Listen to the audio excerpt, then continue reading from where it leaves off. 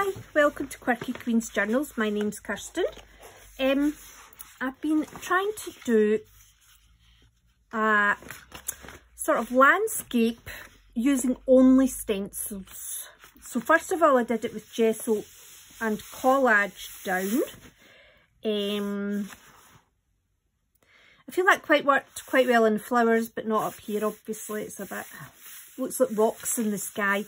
And also I went a bit crazy trying to add in yellow for the sun, and then I ended up making green up here, so that was a disaster. Then this one, I thought, oh, I'll stencil on some big flowers, and I made a right mess of that. So, but I like this. I'm going to use this as a belly band somewhere in a journal.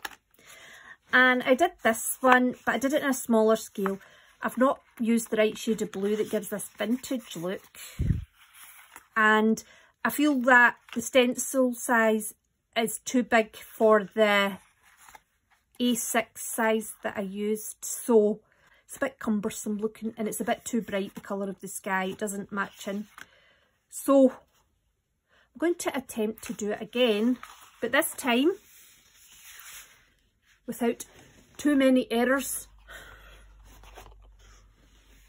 So we're just doing it with stencils.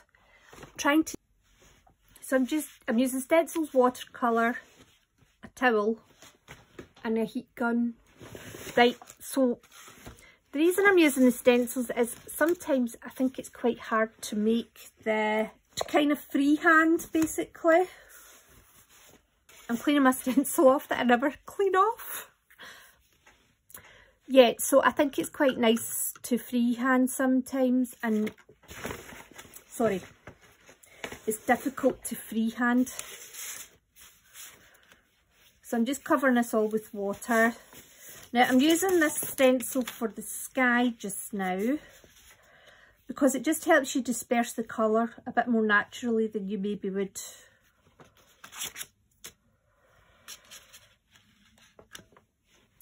And so what I did was I kept the darker colours around the outside.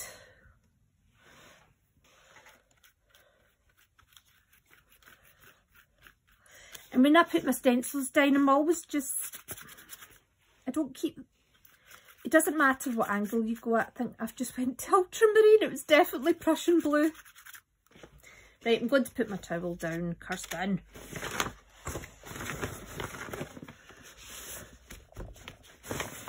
Right. A wee bit ultramarine will be fine in there, I hope.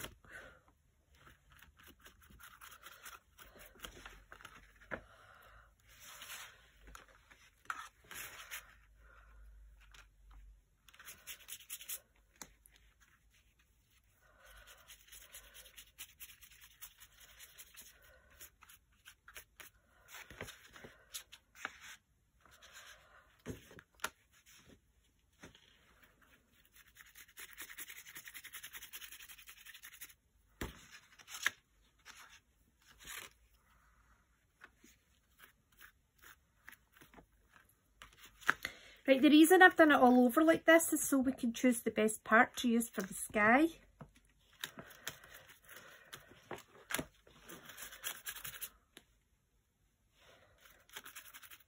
I'm not even using watercolour brushes because watercolour brushes are the more of the pointy ends.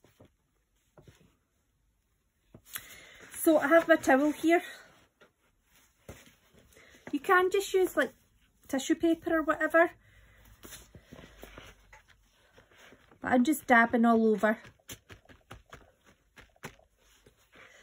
I'm trying to keep it quite bumpful though, so it gives a more rounder, believe it or not.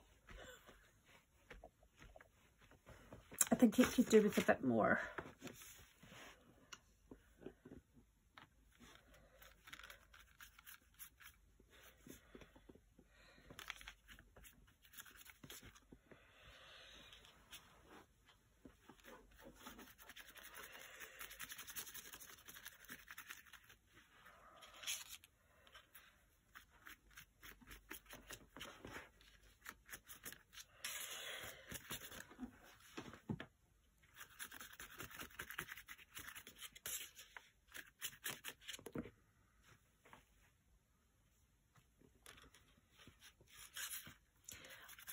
Also, if my paintbrush gets too wet, I just dab it on the towel.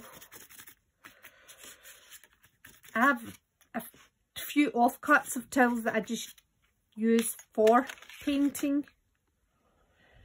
Right, let's see.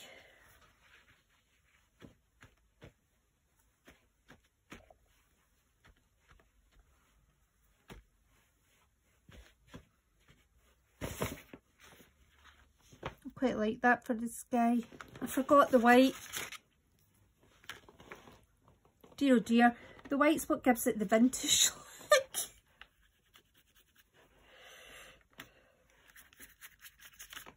This is white watercolour, by the way.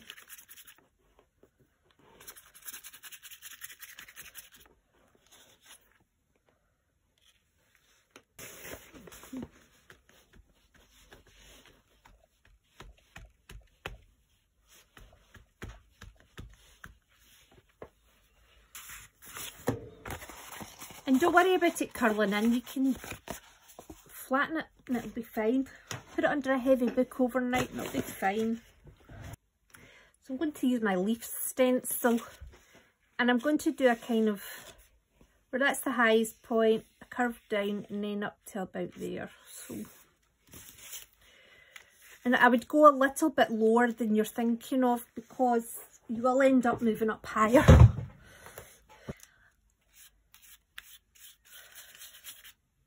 You don't want your paints to be too wet here, because if they're too wet, they don't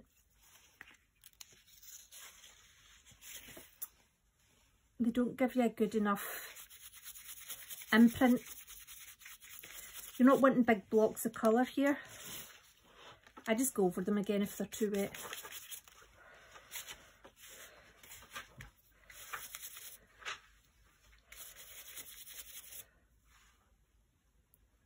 And then what I do is I dab the paintbrush in the towel.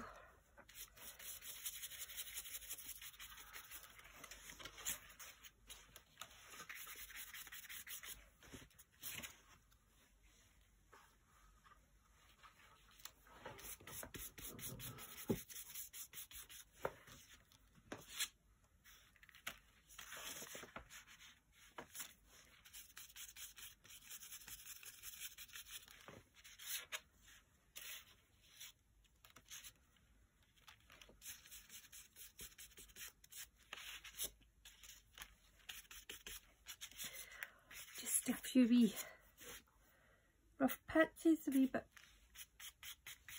further up, and just don't keep your paintbrush going in the one direction all the time. I almost have it so that I tilt the stencil in that way and then kind of, you need to make sure it's dry all the time as well. Okay, so that was olive green, so this time I'm going to do sap green deep.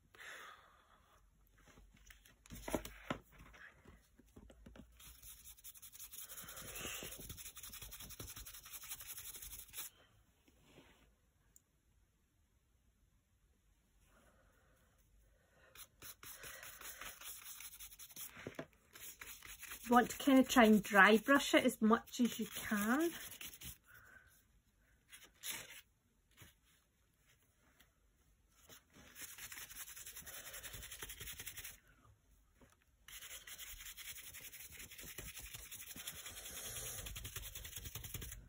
you know, I have a spiker brush actually I'm going to use. This is an old one where whatever I'd been using it on, I'd dried in it and I had to cut off the top of it.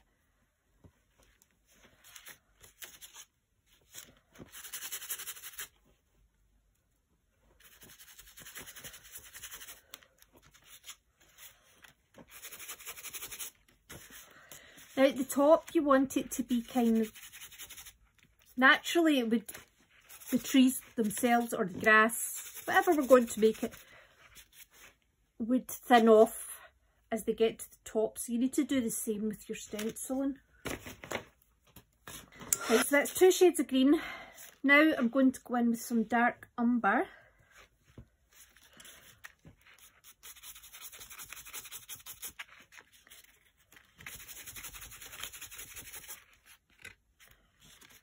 That's probably the perfect consistency of paint.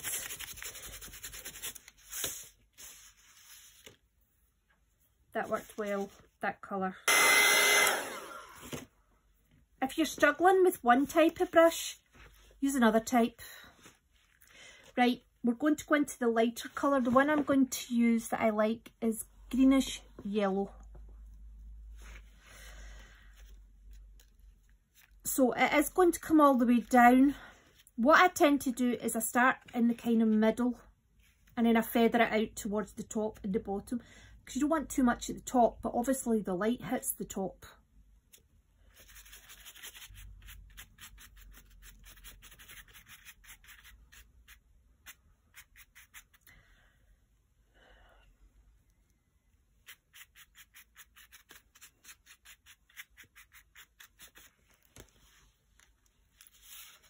I feared that would be a bit watery actually, but well. Everything's repairable.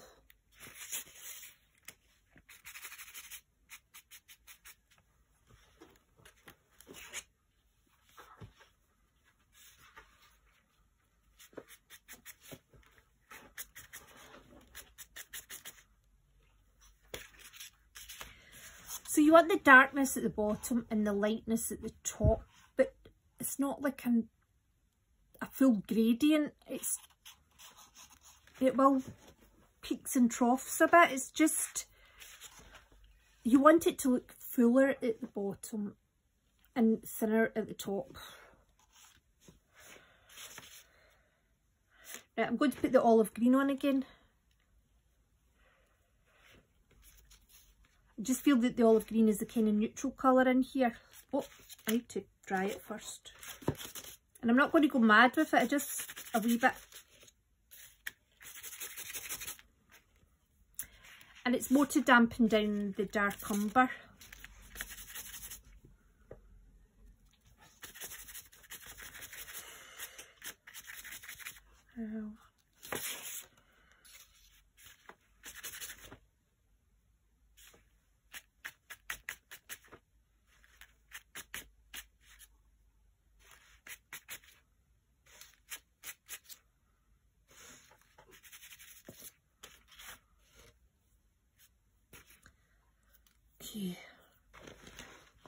I fear my sky is too bright.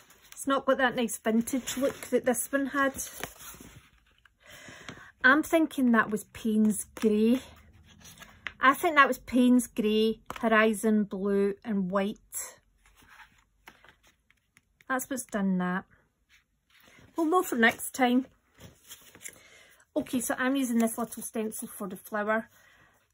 Now, you need to be quite, not careful, but I tend to start off with the yellows because the yellow's kind of close to green, and if it messes up, it's not a big deal, but it also helps you get a feel for it.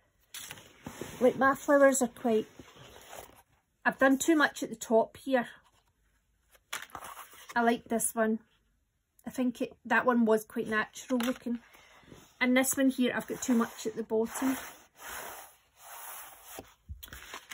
So, we're going for fourth time lucky. I did use a smaller brush for this. And really you want to move your stencils about a lot. You don't want to go 1, 2, 3. I tend to concentrate up here. And I just move this all, and I tend to point it like a triangle so that it's...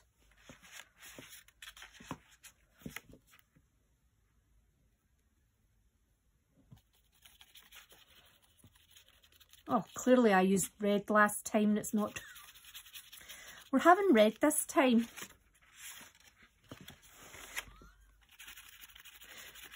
Lesson learned, clean your stencils. I don't normally bother because I'm using them in the junk journal and stuff, but for things like this it's probably quite important.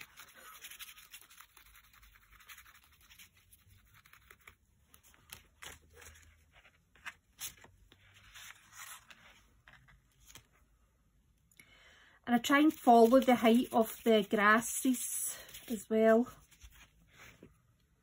Like,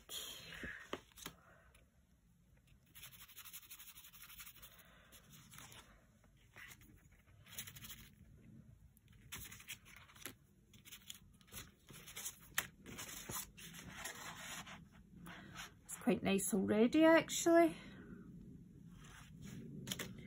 Right, I'm going to put some orange on. I'm going to clean this first though.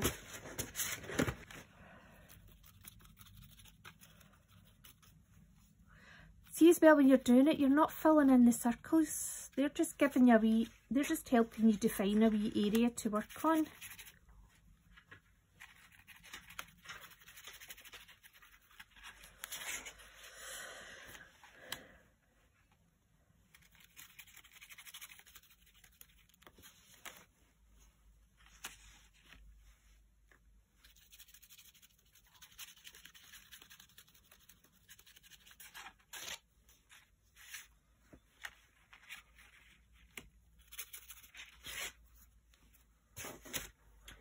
Going to dab that wee bit with the towel.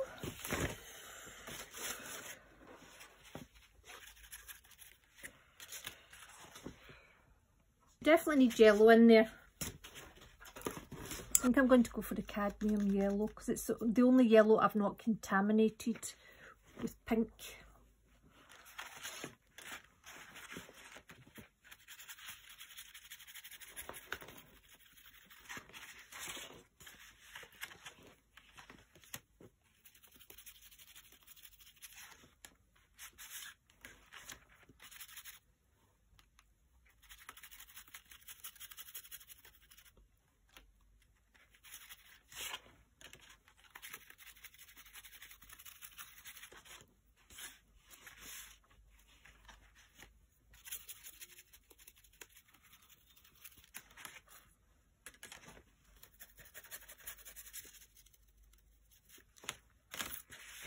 Okay. Oh, that's really nice, isn't it? I really want a bright yellow in though. I'm going to have to clean off. Right, let's sort you out here.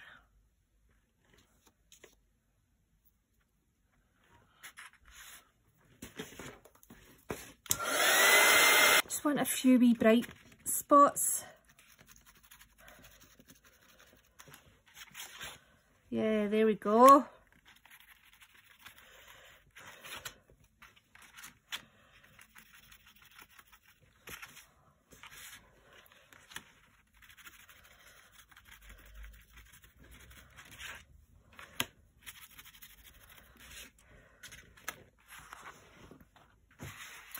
I'm going to have to cut a bit off the top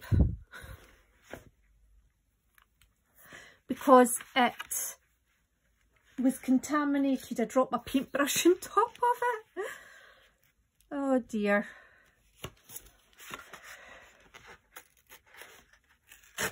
I did use watercolour paper for this, although this one here, is that watercolour? I think it is actually. Is that mixed media? I think this is mixed media. It's good paper. It's good cardstock type paper. I think I prefer it missing a bit of the sky, to be fair. Gives it, it's a better composition. Is that too far if I take more off? Do you know, I think it works as it is. I kind of want to round the corners. So it's not really got a focal point, but that's what makes it a perfect journaling card, pocket. Though I would just say if you're going to do it in a smaller scale though, that just to be aware of your stencil sizes. I would also say if you don't have, I didn't use this because it's leaves, like that one would have been more difficult because the lines are quite curvy and it's quite wide. I used this one because it's kind of directional lines. You could probably use something like, see those bits there actually, if you just use that part of the stencil and just put it in lots of different directions, or they're maybe a bit too zigzaggy. It doesn't need to be a leaf or a tree or a grass stencil. But anyway, I quite like that. So that's how to do a flower garden landscape using just stencils. And this is still my... I'm going to try it again with this gesso and collage actually, because I really like the effect down here, and I think that the brush marks through the gesso adds a lot of texture to it that really helps. But I did mess up the sky, and I decided to do the 2/3 garden, 1/3 sky, which worked in this one, but only because I cut the rest of the sky off, I think. Could do with a couple of spots down here, but anyway, we're not going to go over and over it. So I just think they're lovely for a little botanical journal. And although this one hasn't worked, especially in the sky, I will still use parts of it. But what would it be like if I did this? That's not bad. I still think, especially here, you could use this part here. There's parts you could use. Anyway, I'm going on and on and on. So, I hope you enjoyed that, and thank you very much for watching, and I hope to see you soon, and take care.